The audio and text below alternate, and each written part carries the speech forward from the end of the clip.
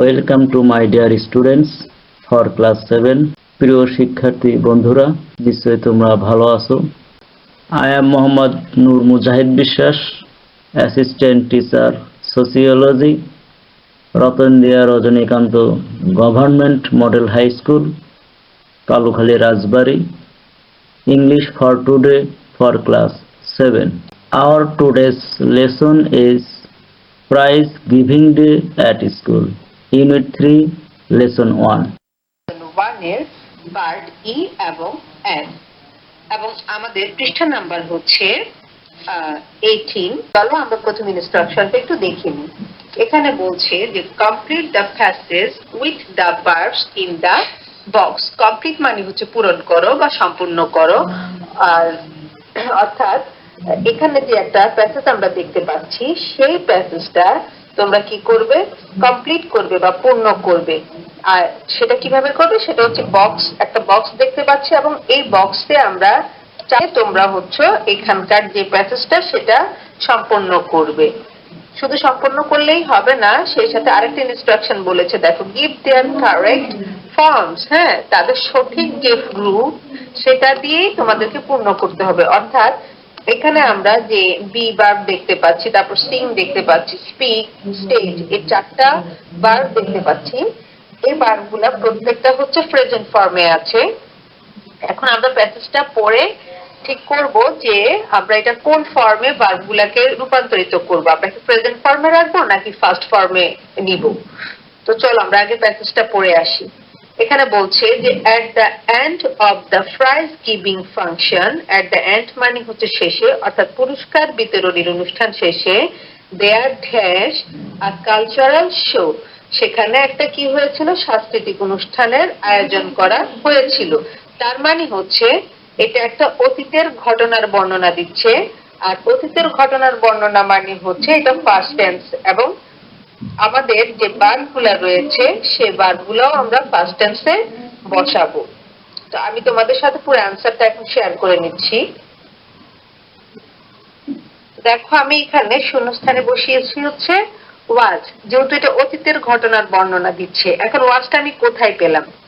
এই যে আমরা এখানে বি লিখতে পাচ্ছি, এই বি মানে হচ্ছে এম, ইজ, আর, ওয়াজ অথবা অয়ার। ঠিক আছে, এই am, is, are, was, were, হ্যাঁ, এগুলাকে বলা হয় হচ্ছে বি ভার্ব। তো এখন এটা যেহেতু আমাদের অতীতের একটা ঘটনার বর্ণনা দিচ্ছে, সেজন্য আমরা এখানে বসাচ্ছি হচ্ছে ওয়াজ।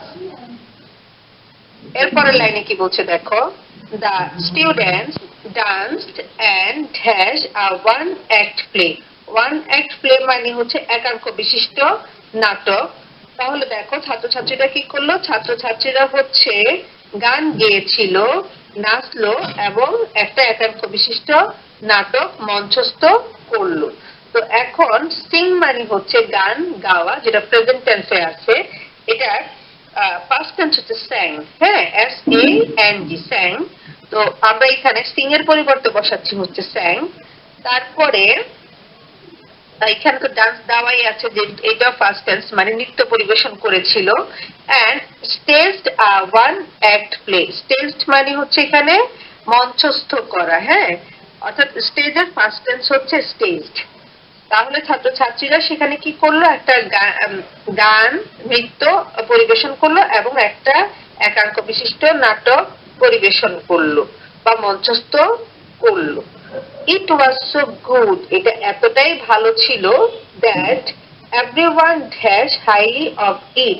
দ্যাট মানে হচ্ছে যে, অর্থাৎ এটা এতটাই ভালো ছিল যে সবাই এটার খুব উচ্চ প্রশংসা করেছে। তাহলে দেখো, উচ্চ প্রশংসার ইংলিশ হচ্ছে স্পিক হাইলি। তো এটা যেহেতু আমাদের অতীতের ঘটনা, সেজন্য স্পিকের পরিবর্তে আমরা এখানে বসাচ্ছি হচ্ছে স্পোক। স্পিকের পাস্ট টেন্স স্পোক। তো এইভাবে করে তোমরা তোমাদের পার্ট ইটা সাজিয়ে নিবে। এখন আমি এফ এ চলে যাচ্ছি। এখানে কি বলছে দেখো, এখানে বলছে যে do you have a sports day at your school, মানে তোমাদের স্কুলে কি কোনো স্পোর্টস ডে হয়েছিল? First tell the class about it. প্রথমে কি করবে? তোমাদের ক্লাসে এটা সম্পর্কে বলবে। and then write about it in your handbook. তারপর কি করবে? তারপর তোমার নোট খাতা এটা সম্পর্কে লিখবে। তো আমি অ্যান্সারটা তোমাদের জন্য ছোট্ট করে এখানে সাজিয়ে দিয়েছি। দেখো এখানে যেহেতু তোমাকে প্রথম কোশ্চেনটা করেছে যে do you have a sports day at your school, মানে তোমাদের স্কুলে কি কোনো স্পোর্টস ডে হয়েছে, এরকম যেহেতু জিজ্ঞেস করছে বা এরকম হয়ে থাকে কিনা, তো তাহলে সেটার উত্তরটা হবে হ্যাঁ। মানে আমাদের সব স্কুলে প্রতি বছর কি হয়, স্পোর্টস ডে হয় বা অ্যানুয়াল কালচারাল প্রোগ্রাম, এই টাইপের প্রোগ্রাম গুলো হয়ে থাকে। তো সেই জন্য তুমি ইয়েস দিয়ে প্রথম শুরু করবে যে হ্যাঁ, we have a sports day at our school every year, অর্থাৎ প্রতি বছর আমাদের স্কুলে কি হয়, স্পোর্টস ডে অনুষ্ঠিত হয়। এরপর তুমি সেটা সম্পর্কে একটু ছোট্ট করে বর্ণনা দিবে। এখানে আমি কয়েকটা লাইন লিখেছি, দেখো it is one of the most exciting events for all the students.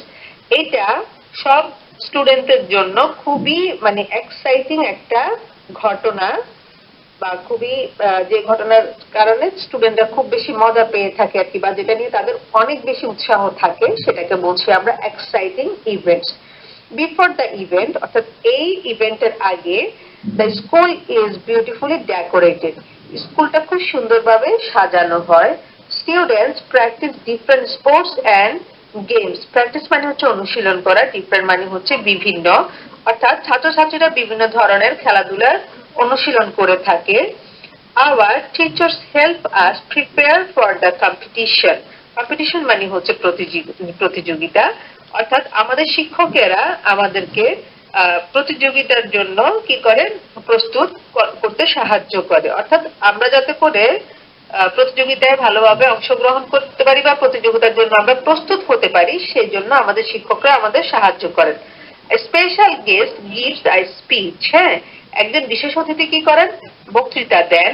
and distributes prizes to the winners. Distribute মানে হচ্ছে বিতরণ করা, আর উইনার মানে হচ্ছে বিজয়ী, এবং উনি কি করেন, বিজয়ীদের মাঝে পুরস্কার বিতরণ করেন। অর্থাৎ একজন স্পেশাল গেস্ট এসে প্রথমে বক্তৃতা দিবেন, তারপর হচ্ছে যারা বিজয়ী হয় তাদের হাতে পুরস্কার তুলে দেন। এরপর বললাম যে there are also performances like dance and songs during breaks. হ্যাঁ, ব্রেক মানে হচ্ছে বিরতি, আর তার মানে এটার অর্থ হচ্ছে বিরতির সময় বা বিরতি চলাকালীন সময়ে এখানে কি হয়, নাচ গান অনুষ্ঠিত হয়, অথবা আমরা সঙ্গীত এবং নৃত্য এইভাবেও বলতে পারি, যেগুলা অনুষ্ঠিত হয় বা দেখানো হয়। এরপর লিখেছি, দেখো it's a day full of fun and excitement. Fun মানে হচ্ছে মজা, এক্সাইটমেন্ট মানে হচ্ছে উত্তেজনাপূর্ণ, অর্থাৎ এটা হচ্ছে এমন একটা দিন যেটা হচ্ছে মানে প্রচুর মজা এবং উত্তেজনায় ভরপুর। এখানে আমরা উত্তেজনা কথাটা না বলে আমরা আনন্দ কথাটা বলতে পারি, ঠিক আছে? অর্থাৎ এই দিনটা আমাদের কাছে প্রচন্ড মজার এবং আনন্দের। Thanks to all, no more today, see you again next class.